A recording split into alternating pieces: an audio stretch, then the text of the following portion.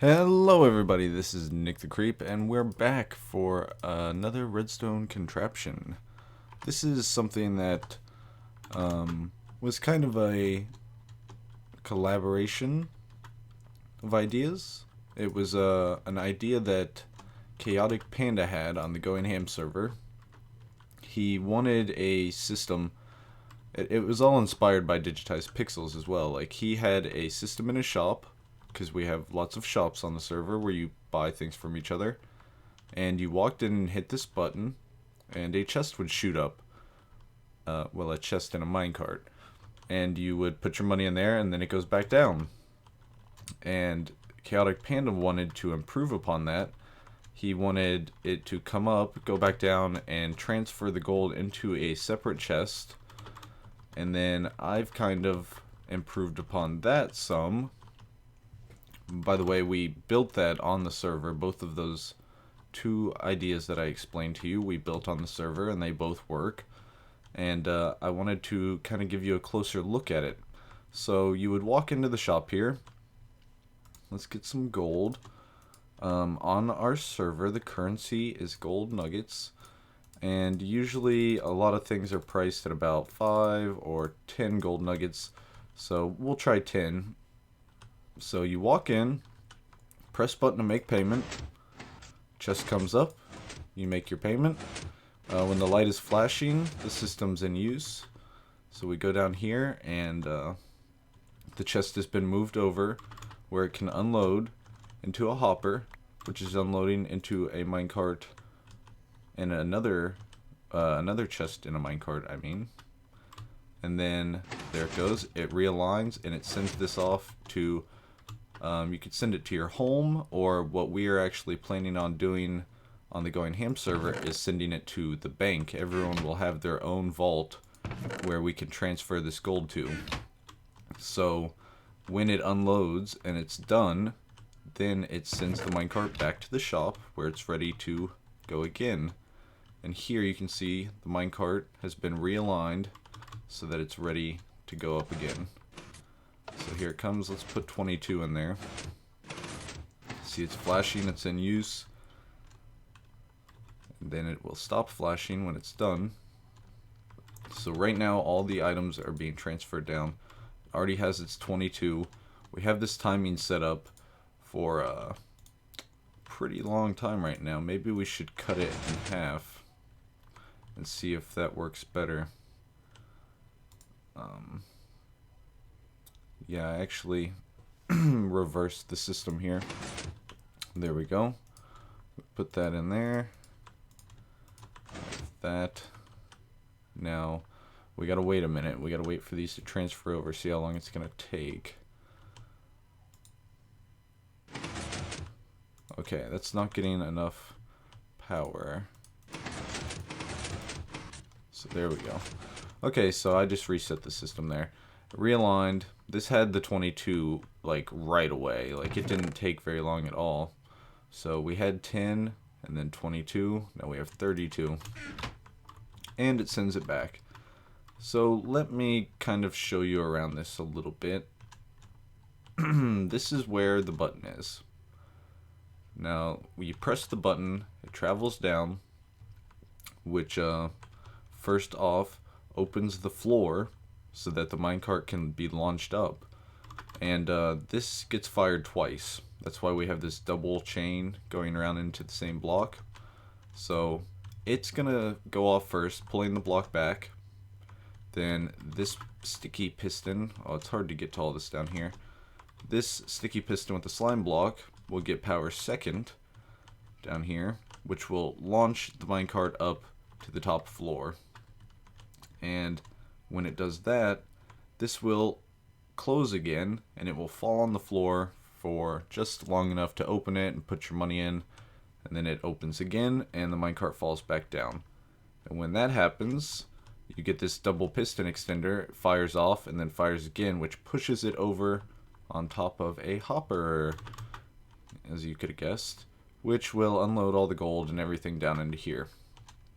And then we have power going through into this timer that was designed by Azuma Void, and it just counts down until all the items are over here. Then it sends out the power, which pushes this piston and pushes the cart back over into alignment. But we were having a problem with when this would push it over, it would go about a block and a half. So as this one fires over, we get a secondary pulse through here, and these fire again, which helps kind of squeeze it. This piston and this piston squeeze it into the middle here. And we have a chain going around here that cuts off power. Like when power comes through here to fire these the second time, this locks this repeater so the timer does not start again. And then down here is where the power is for the actual minecart track. That gets power after the cart is pushed back over. So all the gold has been unloaded into the hopper, and then it's pushed back over. Then this fires off. By that time, it's unloaded into here pretty much instantly, and it goes over. And then this fires up here to a T flip-flop going to this pulsing power system, which flashes our light on and off. So right now the machine realigned the cart down there, so it sent power up to the flip-flop and switched it back, so the light turned off, saying the system is ready. And if we hit the button again, T flip-flop will hit and it will start this again, and it will start flashing and flashing until the cart gets realigned. So there's quite a bit going on here, a lot of timing, a lot of repeaters. I was using a lot more repeaters, and I changed it to using this timer, which we can adjust. We could also do that over here, and it would probably take up a little less room, possibly. But this is a pretty cool concept, I think, because you could make this go pretty far. Like I said, we're gonna probably connect our shops that have this or the room for this to the bank, so that your money can be transported over here, and it will be unloaded into your chest, and then it will go back to your shop ready to collect more gold. So let's turn the sun back on. Sun, let there be light. And I'll show you one more time here. Comes up, we can throw 64 in there. The light's flashing, so no one knows, so everyone knows not to hit the button because it's being used currently. This guy is unloading, and there might not be enough time for it to unload 64, which isn't an issue to me because most of the time people don't pay with 64 nuggets at a time. If anything, they would convert them into ingots. Like I see, there's 16 left, which that's not bad at all, if I do say so myself. This guy's still unloading, 14, 13, 12, and then when he's done unloading, it's going to unlock this repeater here, allowing power to go through, and sends him back. So this is a cool concept, I think, too, that I just kind of came up with on the fly. So the comparator detects if items are being transferred through the hopper, and it sends power out to both of these repeaters. This one is turned into the side of this repeater at one tick, so it locks this repeater instantly.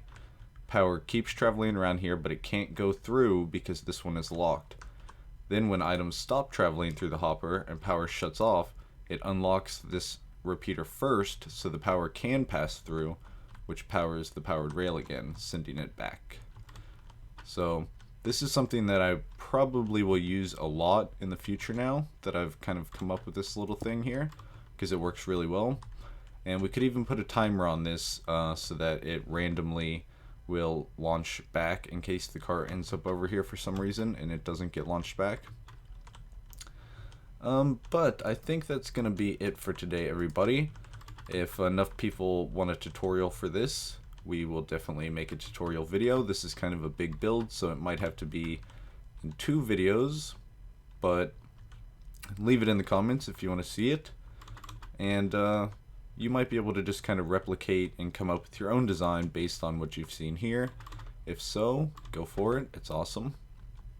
I hope this inspired you to come up with some of your own designs like this. And I will see you all again next time. Hope you enjoyed this. If you did, don't forget to give it a like. And if you're not subscribed, go ahead and hit that subscribe button. because we do all kinds of videos. We got all kinds of games. Go check out the channel trailer. Tell me what you think. Alright, I will see you all next time. Have a good day. Bye-bye.